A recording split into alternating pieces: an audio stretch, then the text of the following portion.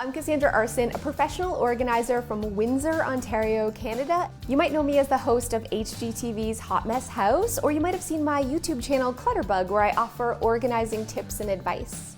I struggled with clutter and disorganization for years until I realized that I don't organize in the traditional way.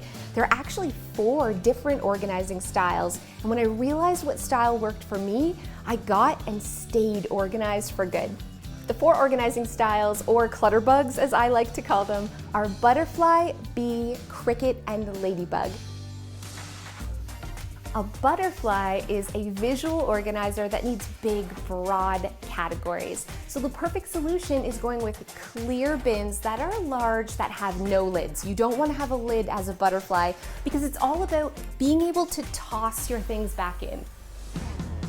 A bee is a visual organizer that needs small, detailed categories. So the perfect organizing solution is going with clear, stackable containers, drawers, lazy Susans, anything that you can get very, very detailed. A bee is different than a butterfly because a butterfly might have one container for dental, but a bee would want to sort into toothpaste and toothbrushes and dental floss. They definitely love all the little categories.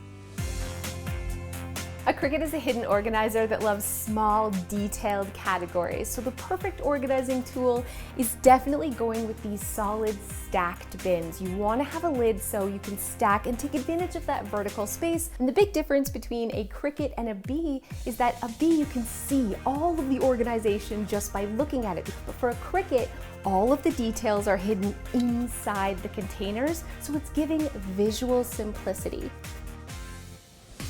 A ladybug is a hidden organizer that needs big, broad categories. So the perfect organizing solution is going with big baskets without any lids because a ladybug needs to just toss their things away.